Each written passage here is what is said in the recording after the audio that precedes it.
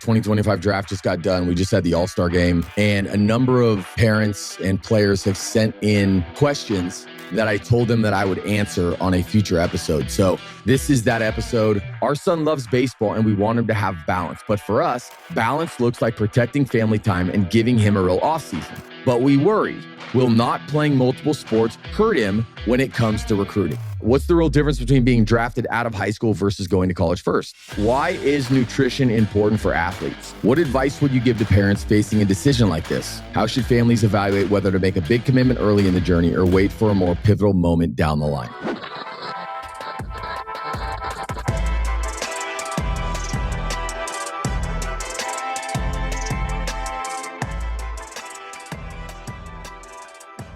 All right, everybody, welcome to a brand new edition of the Most Valuable Agent podcast. This is coming, I guess, to you live post-draft. The 2025 draft just got done. We just had the All-Star game. And a number of parents and players have sent in questions that I told them that I would answer on a future episode. So this is that episode. So I'm just going to run through a number of these. I have about 30. Some of these hopefully apply not just to the individual asking, but for a multitude of families. So question number one, we'd love your insight on something we know a lot of families wrestle with. A young player we're close to was recently accepted into a pretty decent, in fact, prestigious baseball academy, something he's been working toward for a long time. But as excited as he is, the cost is significant unless there's a scholarship or financial aid involved. The family's trying to weigh whether the timing and investment makes sense, especially since he's pretty young and there are many other ways to reach the next level. What advice would you give to parents facing a decision like this? How should families evaluate whether to make a big commitment early in the journey or wait for a more pivotal moment down the line? So here's what I would say about that. At the end of the day, and this is going to be something that I'm going to say about a number of these questions, but there's really no specific blueprint for every single person that you must follow. This is the only way to do it. So keep that in the back of your mind as I offer my advice and kind of my guidance on this. A lot of the advice would be based on the specific circumstances of this family.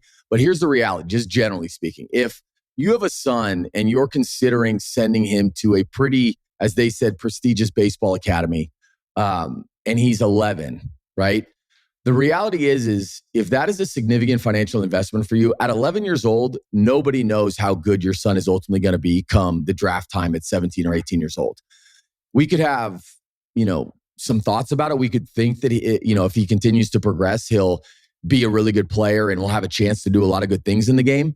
But at 11 years old, you really don't know what the competition is going to look like, even if your son is maybe further advanced at that age. So the thing that I would say is, rather than just diving into this investment and spending it all in this academy, I would look for other ways in the meantime to get him a good level of development. And then what I also would recommend is, obviously, as he progresses, you don't necessarily have to go to those programs at 11 or 12. You can wait until he's 16 or 17 years old and maybe only go for a year or two. So, and at that point, those academies, they'll also scholarship players. So I just don't, it feels like it's a little bit too early for you.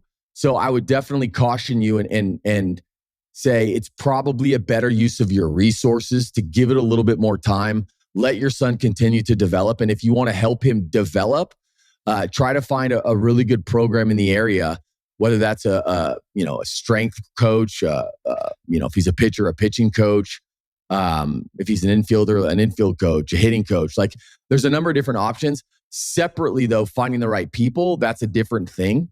So I would just do your research online. You could actually send me a DM. Let me know what area you live in, and I'd be happy to kind of tell you anybody that I know in the area. So number two. All right, so we hear over and over that kids should play multiple sports. And we agree with that in theory. But for families like ours, where both parents work full time and there's no extended family nearby, adding another competitive sport just isn't practical. If we did, we'd never get a break. We'd never have a family vacation, which I know a lot of you can relate to, and we'd never get time to reconnect as a couple. Our son loves baseball and we want him to have balance. But for us, balance looks like protecting family time and giving him a real off season. But we worry, will not playing multiple sports hurt him when it comes to recruiting? So let me stop you right there. I know on this podcast that I have mentioned on various occasions that playing multiple sports is a good thing. I want to make sure that I'm being clear here. I am not suggesting that if your son doesn't play multiple sports and he's now getting to high school, that he now should start playing multiple sports. What I am saying is if your son has grown up playing multiple sports and he's good at both and he wants to continue playing both, don't feel like you have to hurry up and make a decision, because you don't. At the next level, whether it's college or professional baseball, those scouts, they're going to look at someone who plays multiple sports and they're going to recognize his athleticism. They're going to look at that like it could be a good thing if he's super athletic. Maybe he's showing leadership on the football field and he also plays baseball. But what they're not going to do is say, oh, you know what? Because that kid plays multiple sports and that kid doesn't, I'm going to like this kid more. The reason they're liking this kid more probably has to do with maybe his skill set, his talent, but it's going to start there. So I want to make sure that I'm clear. The kid who doesn't play multiple sports, it's not as if he's going to be penalized for not playing multiple sports. I hope that makes sense. So number 3, my son is 11. When can he sign with you? Great question. No, 11 years old, obviously that's a little bit too young. And to be quite honest, listen, if you're looking for an agent at 11, our business has gone absolutely in the tank, because that is just not a good thing. At 11 years old, I think the thing that we all need to recognize is at 11 years old, these kids are still growing, right? So I don't care how good your son is at 11. Don't start planning for things that are so far into the future, right? I mean, these kids at 11 years old, they're not fully developed. They definitely haven't, faced a level of adversity that they're going to face at some point in their career, right? For some, that comes in high school. For some, that comes before that. For others, that comes in college. And for others, it comes in professional baseball. But at some point, they're going to fail. And when they do that, that's actually the time when, I've always said this, like the best that your kid's going to be made of is going to be brought out of him at that moment. It's not that we're trying to avoid failure. It's we want to encourage failure. And we actually talked about this in my episode with the former general manager of the New York Mets, Zach Scott, where he said, look, on some level, we want to create an environment for kids to fail early. Because when you get to professional baseball, if you've never failed and you've never realized what it takes to get out of that failure, it can be an overwhelming thing. And so funny enough, I was having a conversation with, a really, really successful SEC head coach in baseball yesterday, in fact.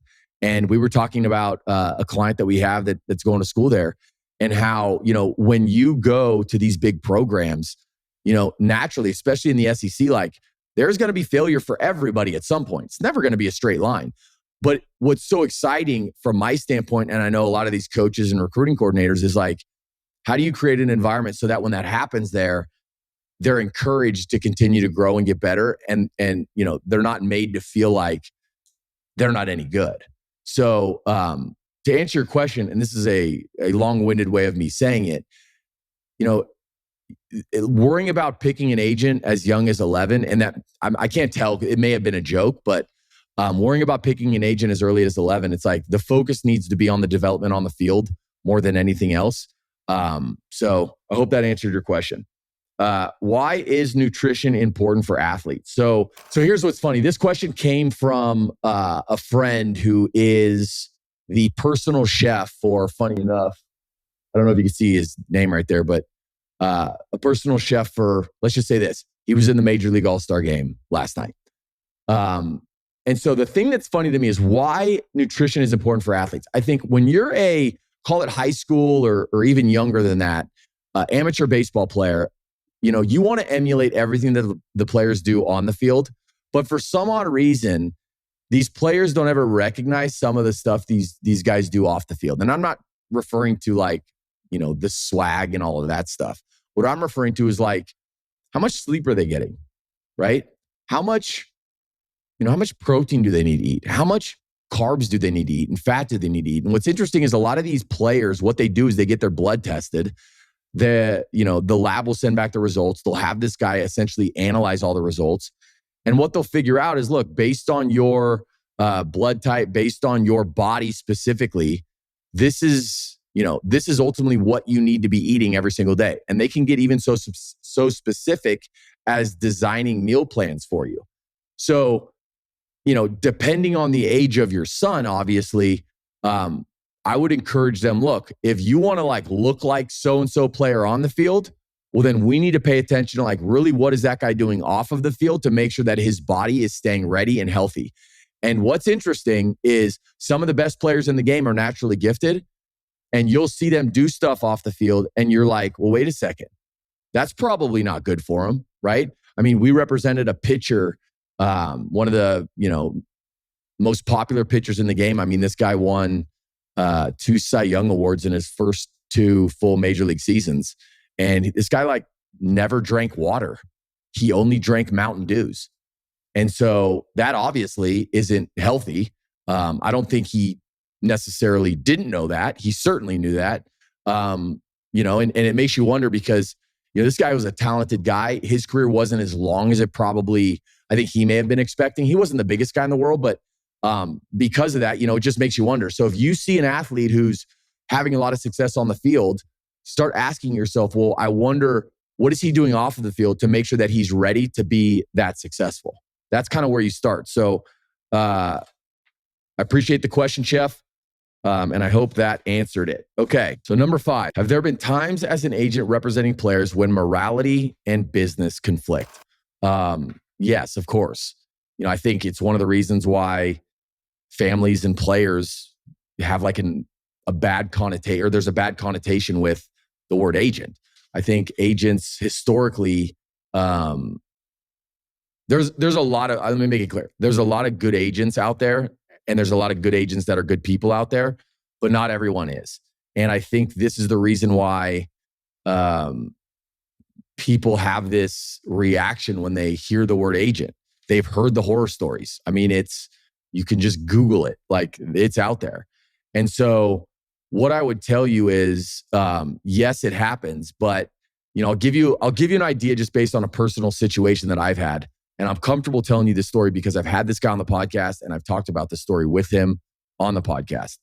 But when we were negotiating Austin Riley's long-term deal, which it became the highest franchise record deal for the Atlanta Braves by $50 million. The reason I bring that up is because there was a point in time in that negotiation where Austin was wrestling with the decision. And this was before the very end. But I essentially had a conversation with them at that point where I said, all right, look, I can tell you're struggling with this. Maybe this will make the decision easier for you. And so what I said to him was, let's talk about some of the other places that could potentially have the money to spend and pay you down the road when you become a free agent. And after going through all the various cities, there was only one other city that he even said would be remotely appealing, not necessarily as appealing as Atlanta, but that's a good place too, was kind of how he shared it. And so I'm using that example because there are a lot of agents out there that would have heard his reluctance in, should I take this deal and should I not? And they would have jumped on, listen, don't take the deal. Don't take the deal because you're going to make more money. And the thing that I did is I wanted to be truthful with him and make sure he understood, look, it's not as if, even though you get more money if we turn this down, are you comfortable getting that money from a city that you and your family don't want to live? And so the point I'm making is there would have been a lot of agents who would have just heard him wanting to turn it down, got excited and said, great, man, there's going to be plenty of other places that are going to pay you. This is awesome. We're going to be fine. Let's just sit back and wait. And so, what's interesting is, yeah, that was a moment in time where I had a decision to make. This decision that I made was being loyal to what he wanted in his life, in his career. And could that have cost me money? Yes. But that is the role of an agent. It is my job to work on his behalf. And so that's something that I think is lost now because, and you guys can Google this term, the principal agent problem, which is essentially, there's this intermediary that is communicating to 2 parties, right? And that's the role of an agent. And naturally that intermediary, the person in the center, is funneling information from one side to the next. So it is very easy in our role to say, the player tells us something and we say, okay, got it. And then we tell the team or the college or whomever we're talking to, the marketing company, something totally different. And then the team or the college or the marketing company responds based on something we just told them that the player didn't say. And then round and round we go. And this intermediary is the one who's concocting these stories. That's the principal agent problem. And that's the thing that a lot of people are aware of, when they think about agents and how, I don't know if we could trust them. And so if you're a family out there and you're truly thinking about maybe your son is good enough to have an agent, there are some hard conversations that you need to have with these potential advisors because, and I said it a lot on here, like this is a service business. This isn't a sales business. And so really ask yourself, do you feel like you're being sold? Because a lot of agents, and look, I've seen it firsthand. They're more interested in telling you what you want to hear than what you actually need to hear, given the question that you just asked. So, I want to make it clear. I'm not saying that that's everybody. There are some people out there that do a really good job, but I have seen firsthand how it is so easy to for these guys to manipulate information, and some people are really good at it. I've seen it. So hope that helps you, TY. Okay, number 6, what do college coaches and scouts actually look for at tournaments and showcases, and what do they ignore? Look, it obviously depends, right? What position are you? But it's all the things that you would assume, right? If you're a college coach and you're trying to scout a pitcher, you obviously want to figure out, all right, how many pitches does he throw? How many pitches does he throw for strikes? What are his mechanics like? You're going to get video of them. You're going to look at it. You're going to, nowadays people want information, right? And so these college coaches, I think, are similar to scouts in that they don't rely on rankings. Rankings inform them and just give them names that they know that they need to go watch.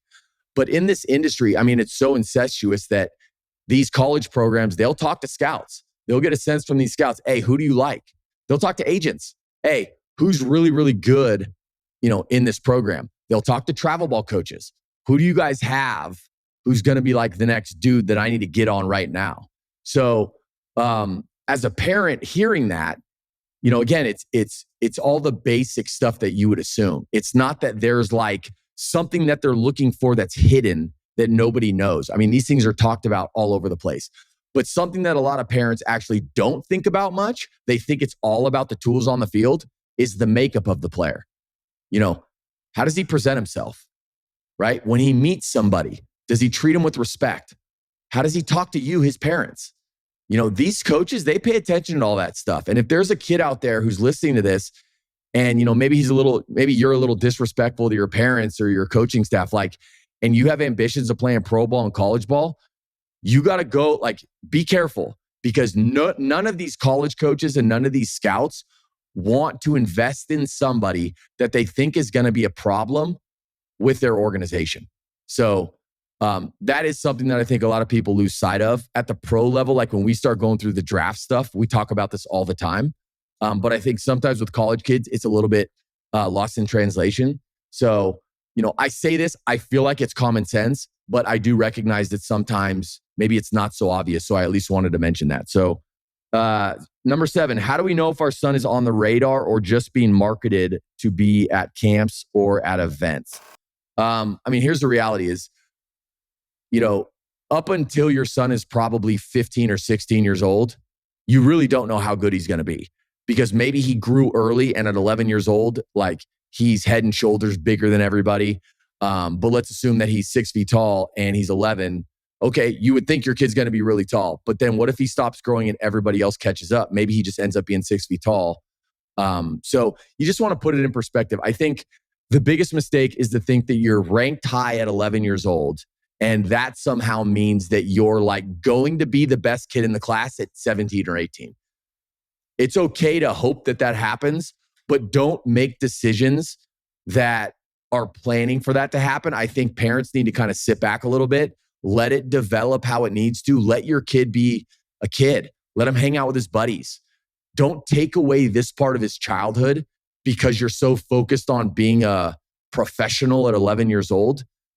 He's never going to get this time back. And God forbid if he doesn't develop, on the pace that he needs to at 11 and he, doesn't have an opportunity to play college ball. Like he's going to look back at those years and he may enjoy him. You guys may enjoy him and that's okay too.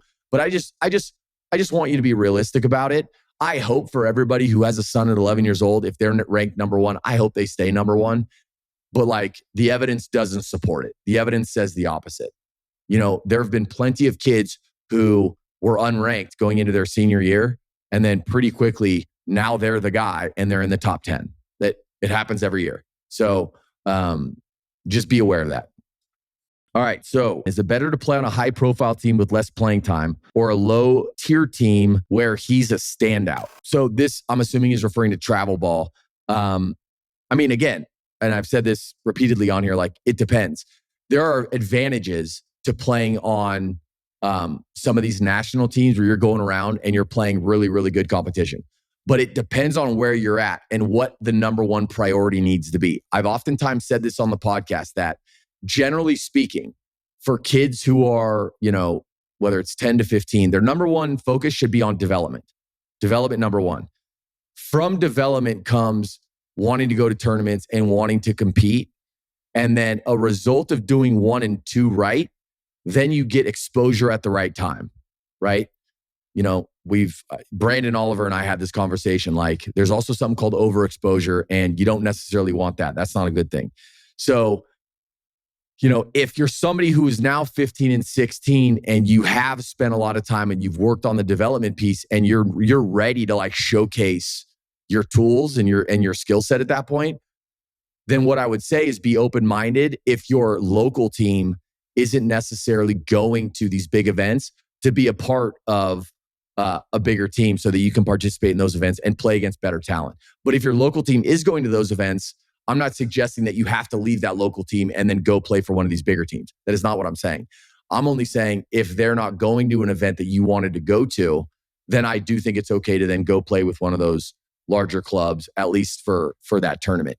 Now, what I'm not saying is if your son is good and he's 12 and he should be focused on development, that he should play for a better team and then not play as much instead of playing with a local team where he's playing a lot. He has to get reps. He has to get the experience. It doesn't do you any good to go play for a highly ranked national travel team at 11, 12, 13, or 14, not get the reps, but say that you're on this big team.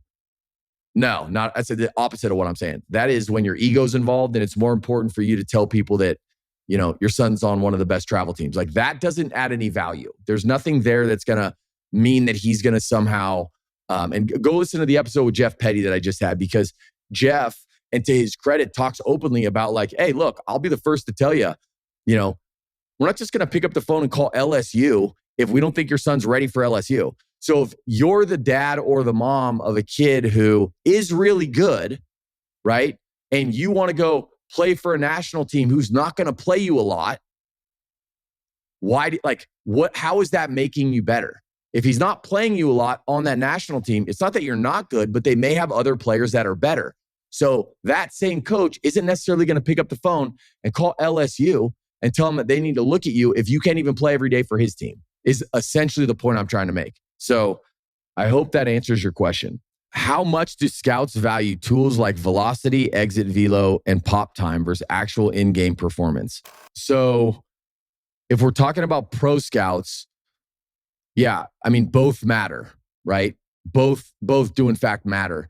But I think something that's lost sometimes is there are many kids, and I remember there was a kid, I don't know, it was probably 10 years ago who, I can't remember the state this was in. I read about it, but he basically had like 5 no-hitters in a row. And he was, I think it was like Idaho or Iowa potentially. And 5 no-hitters in a row. And I remember hearing from people that like this kid couldn't figure out why he wasn't having any interest from pro teams. And so that's a perfect example, right? When you have somebody who, let's just say, isn't projectable, meaning he's not anybody that has a skill set that these scouts view as projecting into the big leagues and, at least into college, then it doesn't matter that the results are good, right? It's like, well, it just doesn't look, he doesn't look the part. But naturally, yeah, performance certainly matters. On the flip side to that, there are many people who they have a ton of tools and a ton of skill sets. They throw really hard. They have a ton of sink. They've got run on their fastball. They throw a nasty slider, devastating curveball, great changeup. They throw a great splitty. And I'm not saying that's one pitcher, but as an example, these scouts, when they see guys like that, even if that guy isn't necessarily having the success in terms of in-game performance as somebody else, they may view that guy higher because his projectability is higher than the other kid who's maybe performing better with decent stuff. So again, start with, what's the goal of the scout who's watching them? The goal of the scout who's watching them is to figure out, do I think this player that I'm watching is a big leaguer potentially in the future, right? And so if the performance in the game is getting the result, that's certainly a good thing. But if the tools don't match the result, and then they think, well, he's getting success at this level because it's high school, but the minute this kid goes to a D1 program, like, he's not going to have the same success. Well, then obviously there's not going to be as much interest as the kid who they say, oh, no, this kid's stuff looks like, he looks like Chris Sale, right? I mean, they throw the same, same size. That's how you start to see people, have those conversations. And I think sometimes it's frustrating for a lot of families who, maybe have a son who is performing really well, but maybe doesn't have the tools that some of these other players are who don't. But hey, I mean, it's just how this game goes. It's a business, and I don't think anybody wants to be disrespectful of the kids who put all the time and energy in. And there's a place for that too, by the way. Like, I've seen kids who have decent tools, but who work their tail off, and scouts fall in love with that player. They may not get, drafted as high as some other kid who's got a bunch of raw talent, but I've seen those kids actually get to the big leagues. So it's not that it's impossible. It's just that scouts tend to lean more on the upside than necessarily like a guy who's safe and there's not really an upside much. It's a bigger risk. So I hope that answers your question. This question comes from a parent whose 17-year-old son is highly regarded. When is the right time to bring in an advisor? How should parents interpret early draft buzz, especially for parents who are already committed to college? So it looks like there's multiple questions. So let me just address the first one. When is the right time for a family to bring in an advisor? So there's really no right time. Again, taking your word for it, assuming your son is highly regarded and he's 17. So that means he's probably a junior, going to be a senior. Traditionally, families start having those conversations for a highly regarded kid even as early as his sophomore year. That is early. I recognize it, but that's when agents, for the most part, will start reaching out. The reality is that, and just speaking of agents and the whole community, agents don't always like competition. And so when there's an opportunity to get on a kid that you've seen that you think is really good, a lot of these agents will try to do that super early. So much so that they'll even tell you if they talk to you, like, hey, don't talk to anybody else. Like, here's the reality. It's like, talk to whoever you want to talk to. There's no limit to how many you need to meet with, how many you need to talk to. It's really getting clear on what are we looking for as we're trying to work with an advisor. Like, I would rank things like, am I more concerned with, or should I say, the most important thing to us is experience, as an example, right? Experience is number one. I want to make sure that these people have been through this before. Let's just say you're somebody who says, I want an agency that is massive. I want to have an agent that I can call whose company represents, like, LeBron James or whatever. Then there's the flip side of it who says, I actually don't want to be represented by somebody who has 500 clients, because at the end of the day, like, I want to deal with the main guy who's negotiating my contract on a daily basis. I don't want to deal with that guy once a year. if not once every couple of years. So I would just get clear on what are the reasons that you're looking for with an advisor. But as far as the timing of it, again, if agents start reaching out as a sophomore, this individual sounds like he's 17. Yeah, I mean, if he's highly regarded, then sure, that's probably a good time to start considering hiring an advisor. But what I am definitely not telling you is you need one no matter what, regardless of who it is. I have heard horror stories of people in certain parts of the country who maybe don't have access to the more experienced agents. And so there's like a local guy who he knows baseball. He's never really done the agent thing, but he's just getting into it right now. And he wants to represent me. And, I steer away from that stuff because I have heard stories where the reality is just because you know baseball and just because you may have coached, maybe because you've scouted, that doesn't necessarily mean that you're fully equipped to be an agent. I know that may sound self-serving, but I would assume that a scout would tell me the same thing.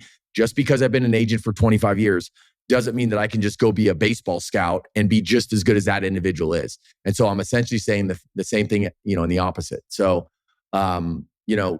if you have specific questions that you want to address to me, the person who asked this question, send me a DM. I'd be happy to, whether it's have a call with you or shoot you an email and just kind of give you some various things to think about. I mean, one of the things that I do when I meet with families is I actually give them a list of questions, assuming they're meeting with any other advisors, to ask every advisor these questions.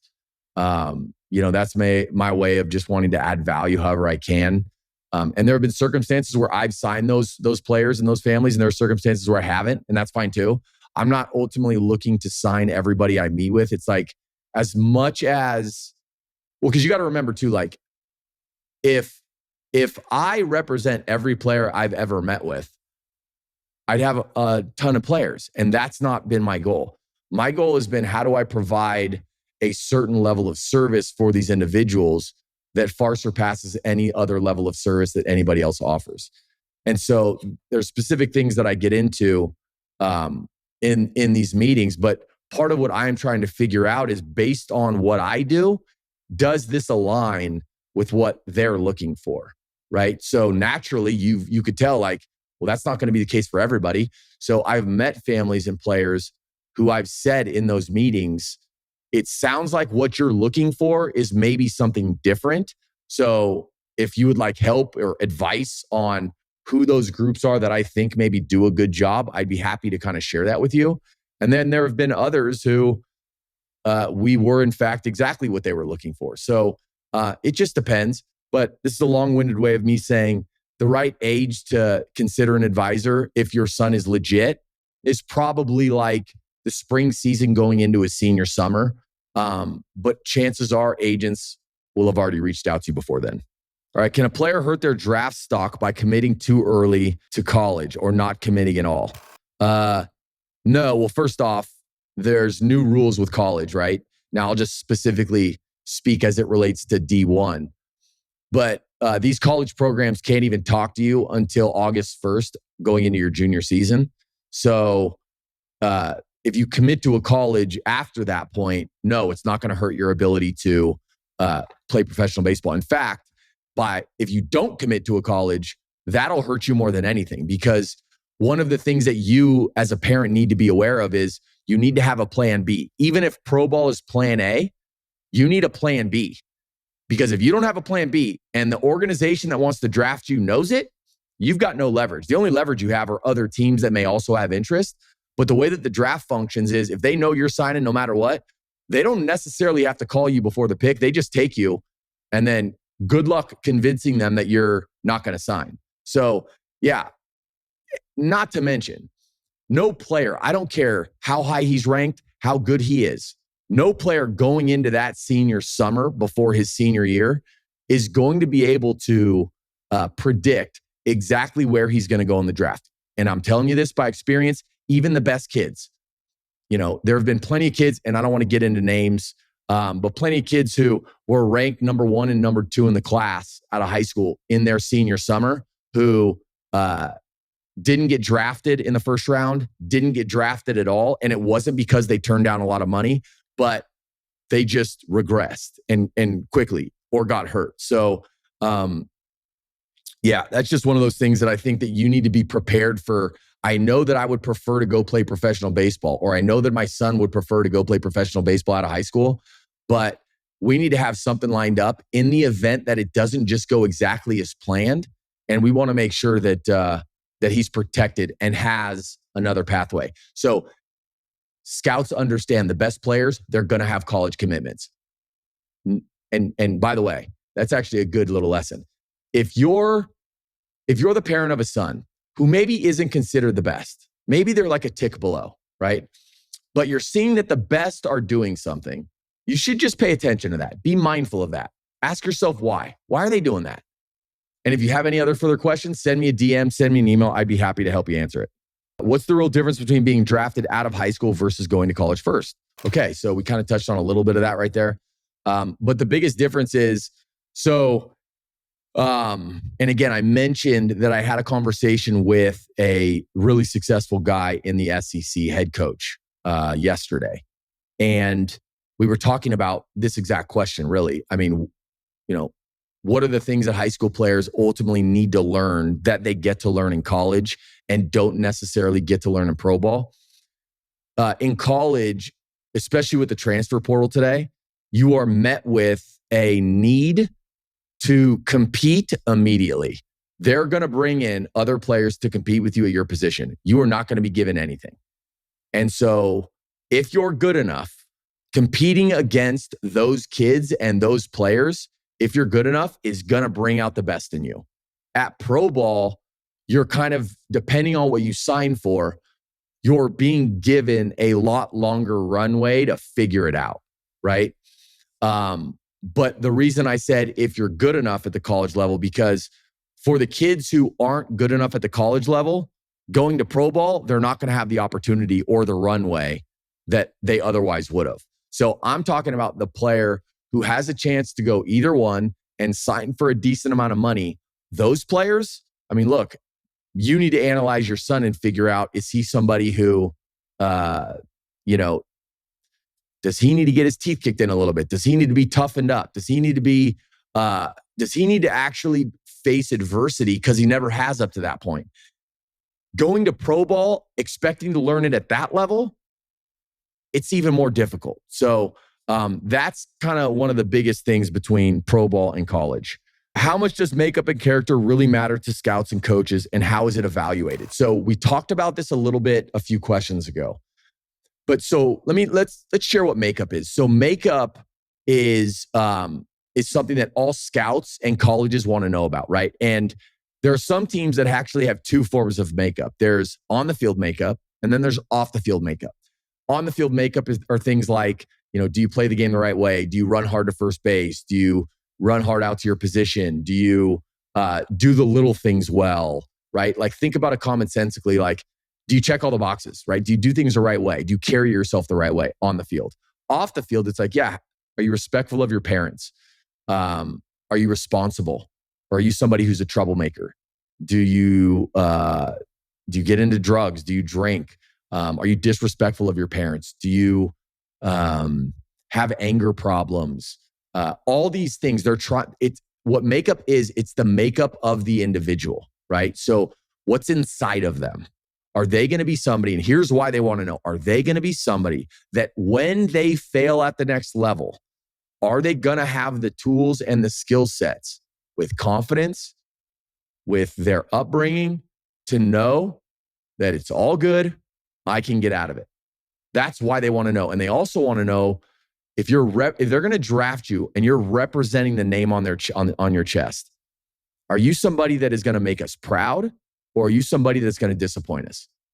Are you going to be the guy that you read about in the newspaper who, beat his wife, who, got arrested for a DUI, who, did any number of bad things that you can imagine? Like, they're trying to figure out, which one are you? Are you somebody we're going to be proud of or disappointed by? So, I think the question was, does it matter, or how much does it really matter? It matters a ton. I have seen kids who have been the most physically gifted baseball players you could ever imagine, and their makeup off the field was awful. It was affecting. And funny enough, there's a guy I'm thinking about who in the minor leagues, he got to the big leagues, but he could have been one of the best players in his, kind of 10-year window in the big leagues. And instead, he's a guy that like got a cup of coffee and was out of the game. So there's a reason why these people want to know this stuff. So, I think it's a good lesson because I think I'm preaching to the choir if I'm talking to mom and dad. I think you guys ultimately know that these things matter. It's really the kid, your son, who maybe is a little more, rough around the edges or doesn't really want to listen to you. And just know that that is totally normal. Most kids, we're fortunate enough where they will listen to us because we're not mom and dad. So I hope that answered the question. Okay. So last question is about the agent business. I've always wanted to be an agent. Any advice for how to get my foot in the door? So I will share with you, I guess, my story. So I played baseball in college and eventually kind of saw the writing on the wall and realized, I'm probably not good enough to keep playing at this level.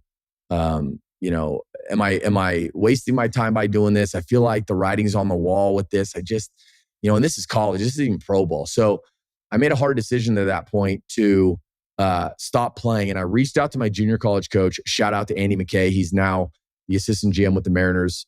We call him Cap. So shout out to Cap, who gave me the phone number of an individual who was an agent in the business. This company represented Barry Bonds and Jose Canseco and Mike Piazza.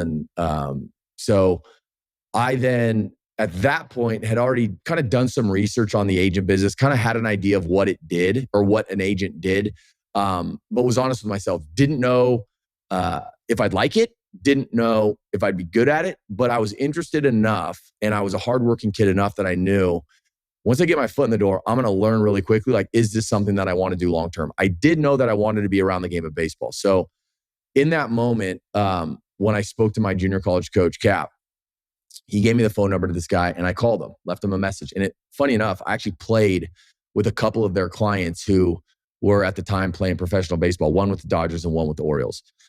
And so, I reached out to him, left him a message. He doesn't call me back. And so I gave it a week, called him again, left him a message. And I'm leaving on his message. Hey, I played with this guy and this guy. And funny enough, this individual that I called actually went to my same junior college and played. So I'm thinking there's enough common denominators here that like maybe this guy's going to call me back. So I give it another couple of days. He doesn't call me back again. So now I pretty much realize what's going on. Like this guy's not going to call me back. So I picked up the phone and I called this guy every single day for 6 months.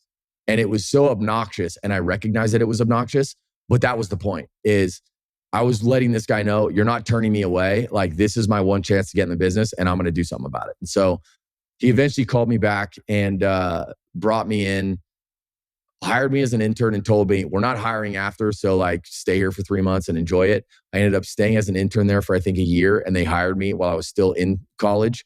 And I remained at that company for 10 years. So that's just a quick little synopsis as far as how I got in the business. Now, the reality of it is I wasn't somebody who just tried to be aggressive. I was someone who played the game. I felt like I had something to offer to somebody. So that's where I would start. Ask yourself, do you have something to offer to an agency? And I don't just mean hard work. I mean because think about this, agencies have access to pretty much whoever they want. We can go hire scouts. We can go hire college coaches. We can go hire just lawyers out there. We can go hire ex-clients. We can go hire other baseball players.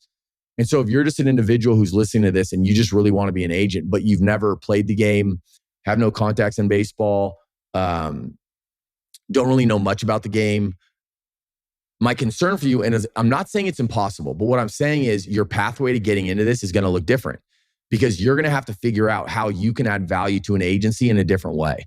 And that's on you to figure out. But in the event that you are somebody who thinks you can add value, then I would really do research on the types of companies that are available to you out there. No different than if you were a player who was looking for an agent. And to be honest with you, not every agency should be appealing to you. So I would do your homework and I would try to figure out, once you've kind of identified some groups that you at least are attracted to or that you like, I would start reaching out and I would do everything possible to figure out your way in the door. That's just the reality. But just know that I don't believe anybody is going to hire you if you're not going to bring something to them. That's just how they think. Because again, the job they give to you is a job they couldn't give to somebody else. And if that other person is promising them, hey, I played pro ball and, these are all of my ex teammates that are, in the big leagues. Do you think that agency is going to be attracted to that? Of course they are. And you want to know why? Because they want players, right? That's just how it is. And so I talked about that on this podcast, how so many, again, they look at it like a sales business. I just need to go out there and get sales. I need to get sales. So think about that too, from the standpoint of you wanting to get into the business. Because I was at 2 companies for 10 years each, and I left and started my own because I wanted to do something totally different. So you just have to be mindful of that.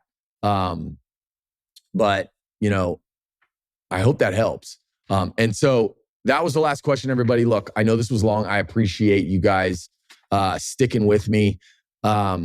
If not all of those questions were valuable, if there were some that were, shoot me a DM, shoot me a message. If you have further questions, send them my way.